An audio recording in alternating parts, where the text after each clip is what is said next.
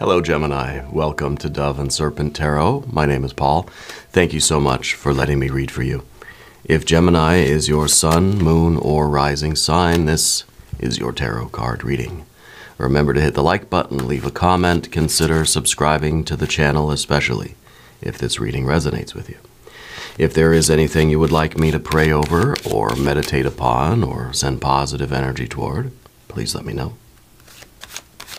Now, this is going to be a general reading, so try to be open and receptive to whatever may come through during our time together. I am merely the messenger, and I ask you to connect directly with each of these cards and use your own intuition to take you beyond the details that I might provide. And remember, Gemini, that the most important part of any tarot reading is you. Okay, Nine of Swords. Don't freak out. I know it's a bad card. Every card has light and shadow, okay? And if there's anything positive about what's going on right now, it's at least you know what it is so you can change it, okay? This sometimes is a wake-up call. Sometimes this card is really about progress, right? That we've awakened from a dream. We've realized now what's been holding us back. It's kind of like with this card, you can finally see the bars of the cage you're in. You know, before maybe we're just blissfully unaware of the restrictions. Now you can see them, and yeah, it sucks. Maybe it's not fun to realize what is really going on, but it's positive because now we can do something about it. Now we can free ourselves. Now we can get out of here. And we can go toward our best life. We can change the situation. The first step in actualizing our future is to recognize where we are now. We can't change something if we don't see it. Right? If we can't see the obstacle, we can't overcome it. Okay. So let's see what this obstacle might be. All right. Let's see what we are sort of waking up from. And we're going to put this card into some context. We've got our star energy. Very good. Yep. We've got our Six of Swords. Very good. Four. Nice. Four of Wands. Five of Pentacles. Yes, anytime we get a 4, we start looking for the 5. And leading us to our 10. Oh, yeah. This is going to be the biggest win of your life. Okay? We can't win if we don't know what sort of game we're playing, right? We can't triumph if we don't know what contest we're in. We can't get our best life if we don't know what that is. We can't overcome the obstacles to get there if we don't know what those obstacles are, right? So that knowledge, that is sometimes a painful truth. That's the first thing we need. We need this. We need the honest perception. I'm very happy with this, actually, right? See, I told you, we don't have to worry about the Nine of Swords. All these cards are blessings, right? Even the Nine of Swords is a blessing in its own way. We got the Death card, the Seven of Cups, the Prince of Wands, and the 10 of Wands. Yeah, it's going to be a big push. It's going to change everything, right? It's going to change everything, but it's the effort that's going to get you out of the quicksand. You can't get out of the quicksand if you can't see it, if you don't recognize or acknowledge that we were in it, you know? And that's the thing about the Seven of Cups, is that it's quicksand, but we're seeing it as, oh, this is paradise. I'm in the oasis. That we're drinking, you know, nectar and ambrosia here. But really, it's just sand, right? We have to recognize this if we're going to do anything about it. Yeah. Let's select our mystery card, bonus card, confirmation card. This is a random card from the Smith-Waite Tarot. This is the factor, infinite and unknown. It's going to go right here with Mr. Tao, the yin-yang duck, right there on top. And we're not going to look at that card until the very end. Right? It will tie everything together. It will give us the confirmation that we need at the end of the reading. If you have a prediction for that card, please put it down in the comments below.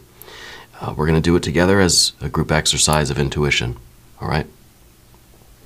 Now, let's take a look around the room. I really like what we see in the major arcana. All we've got, star, death, right? It is, it's the slow, gradual change of the death card. Now, death card, very rarely does it mean actual death. Very rarely, right? It's a card of change. It's the fundamental force of the universe, right? It's you sort of realizing that maybe we've been in quicksand, maybe we've been stagnating, maybe something has been holding us back, right? And that we need to continue on with our movement, with our growth, with our evolution. And, what is it that's holding you back? That's what we're trying to find out. It could be that you have that perception already, right? Our star card is this sense of destiny. It's like Spirit's trying to show you the truth. The light is coming in, and we can see the light coming through the bars, and we just think, what pretty sunlight it is out here. But it's Spirit trying to show you, trying to illuminate what is really going on here. So I wonder if you've been having more disturbances in your sleep cycle, more kind of bad dreams, right? Sometimes my daughter wakes up in the middle of the night. She says, "Dad, I'm having a bad dream. Can you rub my back till I go back to sleep?" And I do, and she goes back to sleep. Sometimes she tells me she's having a bad dream before she even falls asleep. Before her eyes are even closed, she says, "Dad, I'm having a bad dream." But I wonder if there is something on your mind, either in a conscious or unconscious way. Now, the idea of my daughter having the bad dream before she even closes her eyes, it's not really a dream. It's something we're consciously thinking about, but maybe we're just not aware that we're thinking. Like my daughter's probably thinking of, zombies or whatever. But not realizing that that's what she's doing, and she has the power then to think of something else, or to recognize, at the very least recognize what you're thinking, what's going on in your mind right now. With that 9 of Swords, right? Are you, it's to me, it kind of feels like I'm, like, where are my glasses? Where are my glasses? I can't find my glasses. Oh, they're right here. That they're sort of right in front of my face, but I'm not seeing them at the time. Okay. And I think Spirit's trying to really illuminate these. So I think it's probably showing up in very obvious ways. It's like a big flashing neon sign in front of you, and you're just like, where's the sign? I don't see it. I think you are seeing it. I think this is why the 9 of Swords is here. You're recognizing what's been holding you back. And it's not a fun thing. But we're seeing the bars of the cage now. And we're realizing that those aren't just pretty ornaments in our house or whatever. Those are bars holding us in. Okay? We're seeing the 7 of Cups in a way. It's the realization. So you got, the 9 of Swords and the 7 of Cups. It's good to get it all out of the way now, because the 7 of Cups is something that at one point we saw to be beautiful, paradise, the oasis, right? We're seeing it for the toxic sludge that it is, and that causes some anguish, some despair. These 2 cards go hand in hand. Fine, let's get it out of the way. Let's do 4 of Wands on this sucker. Let's close it off. Let's get done with this karmic cycle. I think just waking up to this realization, 7 of Cups, 9 of Swords, waking up to that is enough to sort of close the loop and say, okay, I'm ready to close that chapter, right? Ready to follow your star to your very best life. See, this is where we're going, this way. But we know we need to deal with this too, okay? The star is showing us how we get here is by going here. The star is always a twofold kind of card, right? The star card, the star energy, the star itself, our true self, higher self, divine energy, illuminates what's going on within us. Phase 1 shows us where our karmic knots are, where our energetic blockages are. Where are your sore spots? Where are your buttons? Where are your bars? Right? Shows us whatever it takes. We'll bring it about to us. And if we don't see it when it's whispering, the star is going to yell at you. It's going to do whatever it takes. It's going to keep escalating things until you recognize it. Because once you recognize the bars, once you start realizing what those blockages and those knots and those buttons are, some of that light starts to spill out into the world around us, and we're able to see where we're going, where we're supposed to go. And we see the way out of the cage, and it's almost smooth sailing, right? I say almost. So there's the twofold nature of the star. The two processes. But the Four of Wands in the background. This is the situation that you need to put a closure to. You need to complete that cycle. This is a karmic cycle that is ending, so that you can see the light showing you the path forward. It's not going to be an easy path. I think we got some, there's a lot of energy that's going to be needed for this path, but this is the biggest win of your life. So yeah, it's going to be maximum effort, maximum reward, 10 and 10, right? Maximum effort, maximum reward. And it's going to take some strategy. It's going to take some cunning to get out of the swamp. If your tires are stuck in the mud, you can't just floor it. You're just going to spin the tires and spray mud on everybody behind you. No, what you need is a Six of Swords. What you need is a plan. What you need is a strategy, right? This is the divine plan. This is you realizing now that Spirit wants you to get out of this bird cage. And this is how you do it. Okay? And this is how you do it. It's underneath the surface. So I feel like this plan has always been in you. This knowledge has always been there. It's kind of like you've, I don't know if you've kind of always known that there's been a restriction here. There's been some sort of limitation on you, that you've been holding yourself back in a way. I don't know where these bars came from. I don't know what the bars are. Okay? I'll just tell you that honestly. I don't know what it is. It's something that you thought was perfect, but that perfection was an illusion. Could be talking about a job, something at school, career, employment, retirement. Maybe it has to do with your religious practices, your spiritual beliefs. It could have to do with romance, family, friends, right? It could be something within and really it's something within yourself. I think it's probably something that affects all of those areas of your life, right? Because it's something inside. It's something inside, and maybe it's, I don't know, maybe it's the way you sort of put yourself on the back burner, or you put your needs sort of last, and we might think, oh, this is the perfect situation, but really it's one where it's limiting your growth. It's something that's been slowing you down. It could be anything. I don't even want to speculate, okay? But it's something that once you recognize it, that's the first step to you overcoming it. And you realize that this plan is there, and you know how you're going to get this best life, This is a really big. The Ten of Pentacles is really, it's amazing. And it shows up so often, I think, in your readings that we start to lose, it loses its impact sometimes. But this really is the best card. This card contains all of the other cards. This is the life it is vessels in your life that hold the water energy. This is the structure of your life that will contain all of the love and joy and blessings and all the bliss and all the miracles. It really is truly your best life. It is the picture of your best life. It is you knowing that this is where you're supposed to go, and this is you knowing how to get there. And what more do we need than that? Well, we need the movement. We need to start going, right? It's one thing to know the destination and have the map to get there. We have to have the Five of Pentacles. We got to actually put rubber to the road.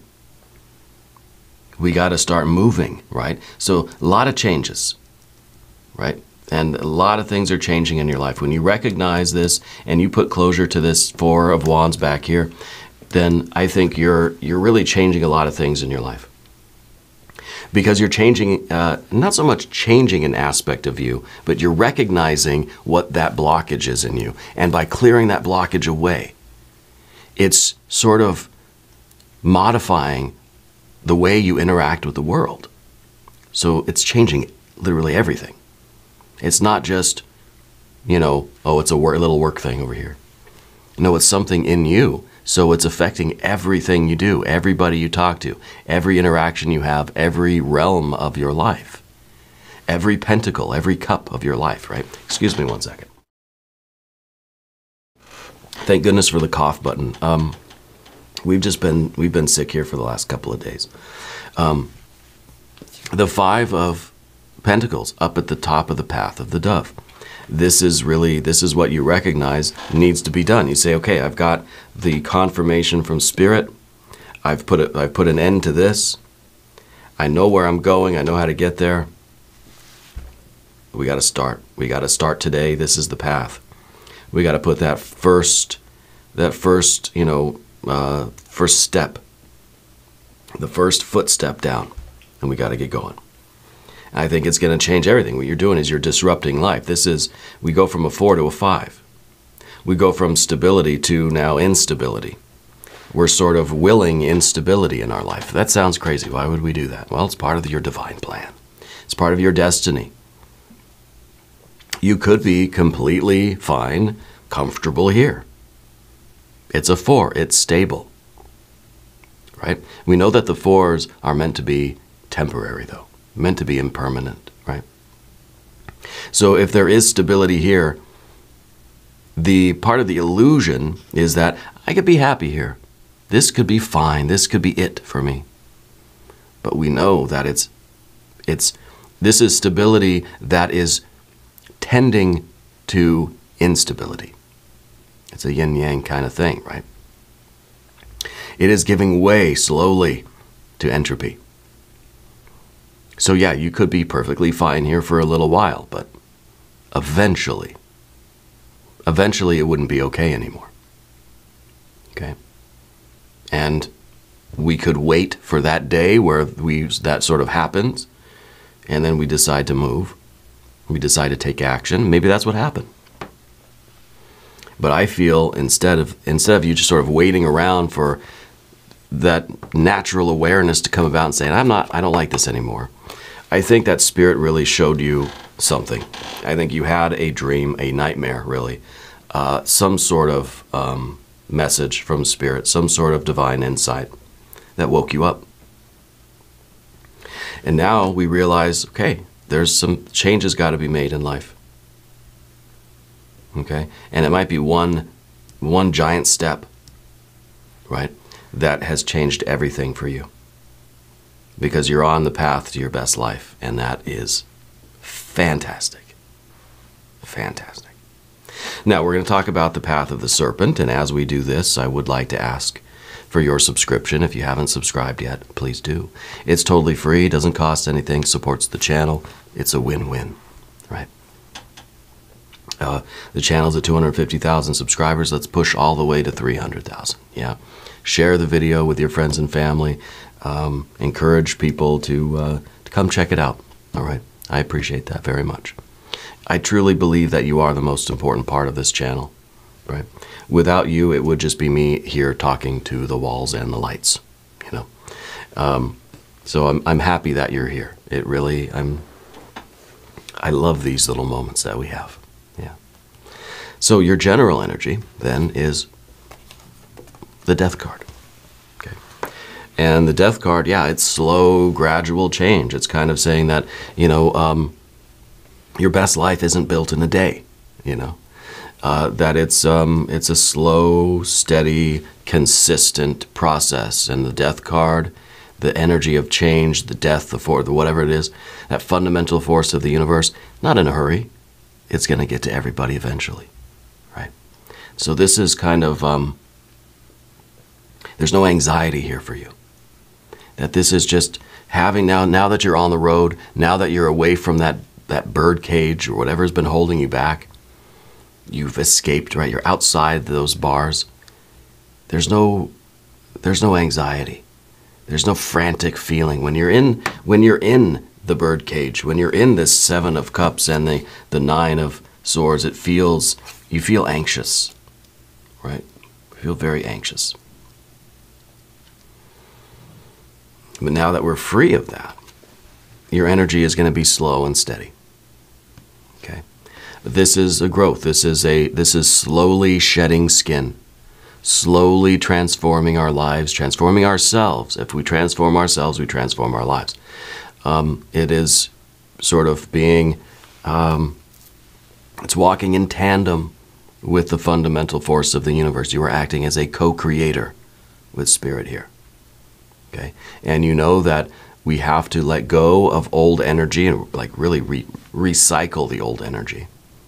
Letting go of our attachments to old things, using that energy to help push us forward. And I think we're going to pick up speed. Okay? Especially when we're trying to get out of a Seven of Cups. You know, your car's stuck in the mud. You can't just floor it. You've got to use a little bit of strategy, and it's kind of like you got to do slow but consistent whatever, you know, to acceleration to get out of the mud. Okay? And that Seven of Swords, it's you've put on the glasses, or you've taken off the glasses, and now you can see things for what they really are. And so this, between these two, I mean, this is really, I think, a lot of changes going on in your life. You're saying goodbye to a lot of different things. A lot of things that you realize are not good for you, that you don't need anymore, and it doesn't have to be all at once. That's the idea here. Don't run before you can walk. You make too many changes too drastically in your life, and they're not going to stick. Right?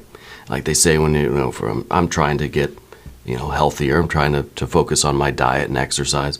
And they say if you make too many changes too drastically, too quickly, you're not going to be able to keep up with them. Maybe for a day or two it'd be fine, but you got to implement change slowly.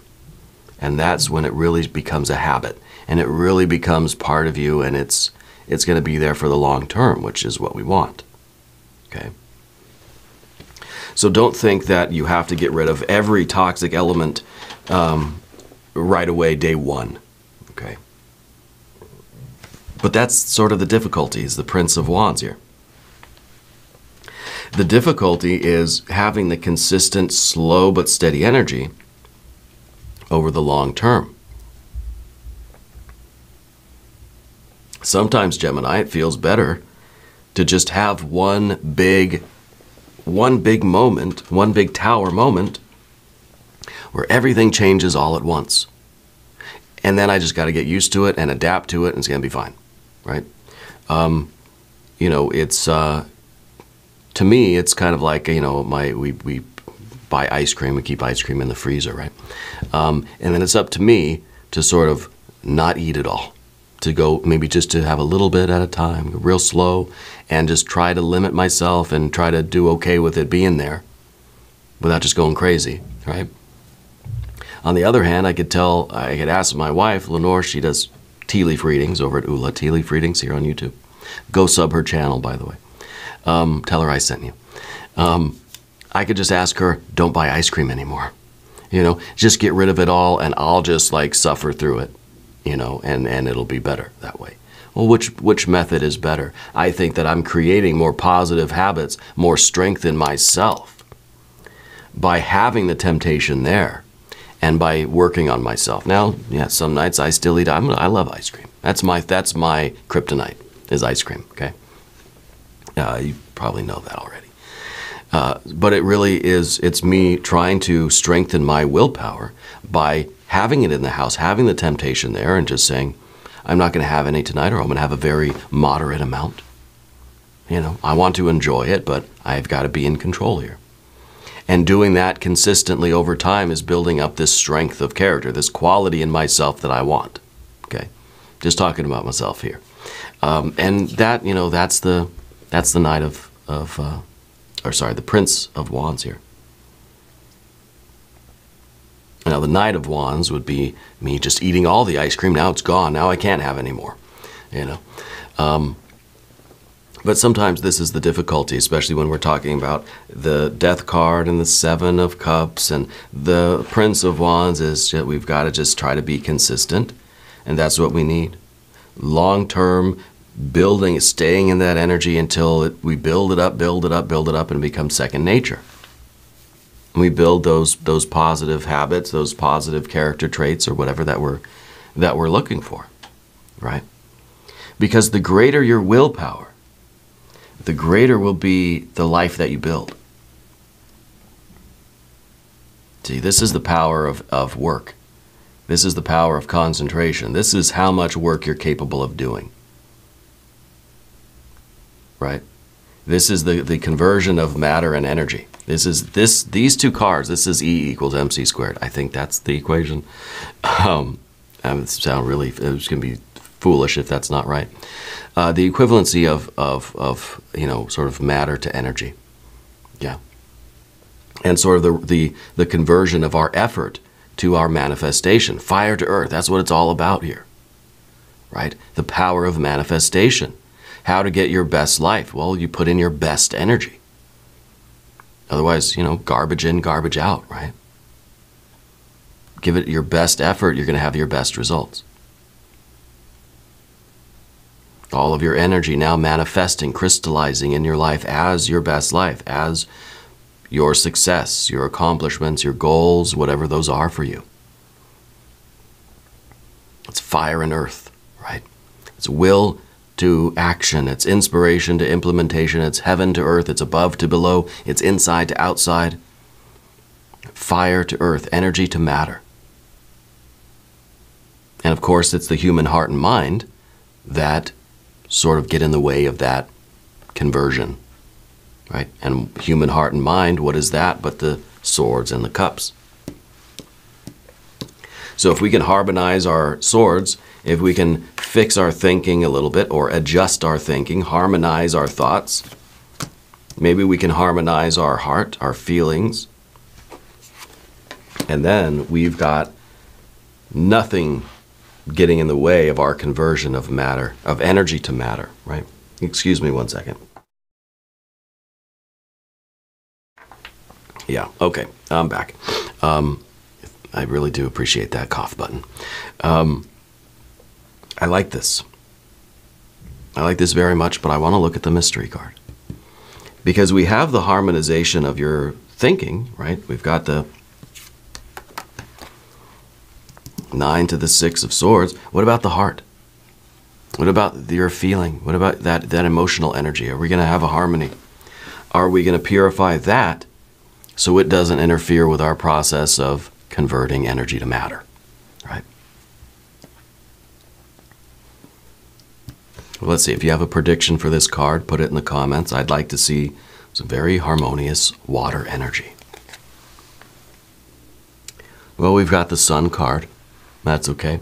The Sun is sort of the conversion of matter to energy, sort of the other way around, right? So I think that this is probably doing a fine job of covering all of this, right? So this is good. This is sort of the in a way, you're sort of you've done the energy to matter, and now you're taking the matter and giving it back to the universe. You're radiating your light. It's kind of like you've accumulated all this wealth, and all of this accumulated wealth, you're then shining it back out to the universe, right? You're just you're doing so many good things with it. There's a real generosity in the Sun card. There is and it's a generosity not only of physical energy, but of emotional and intellectual energy too. The Sun is the number 6. Okay, and it's the 19th mystery of the tarot, but the Sun, the planetary energy, is the 6. And that's the 6 of swords. It's the 6 of cups, which we don't have here. The 6 of pentacles, which we don't. The 6 of wands, which we don't have. Covers everything, right? I think this is very, very good. It's showing that you're taking all your energy and you're manifesting your best life, and then with this wealth, you're able to give back to the world in whatever way that is for you. It doesn't mean you're giving your money away or whatever, but you're being of service to the universe. You're being generous to the universe. You're shining your light. Yeah. So this really is a stunning confirmation card, especially as we're talking about the conversion of energy to matter, and then from matter back out to energy again in this radiating way. And of course, we can look at the Sun as being infinite, that the Sun has so much accumulated matter that it can radiate eternally, right? That's the idea. We know it's not really, but billions of years might as well be an eternity, right? So just for our sake, it's never going to run out of resources, right? I know that's not true now. That's, you understand what I mean. So I feel that this is now, this is more of a symbiotic relationship with the universe, that you're taking in what you need to keep your resources going, and you're just able to shine your light out continuously. And this is beautiful. This is real success. This is you living in this best life energy, understanding the process, mastering the conversion of matter to energy, energy to matter. You're the master of manifestation. You're the owner of your best life, It's really, really, really good. What else is really good is the extended reading. Click on the link up top. There's a link down below. New readings for Gemini, Mondays and Fridays. Be sure to watch both readings. If you haven't subscribed to the channel yet, please do. It's totally free, doesn't cost anything. Leave a comment. Let me know where in the world you're watching from. I want you to know that you're the most important part of Dove and Serpent Tarot. I thank you, and I love you, and we're all in this together.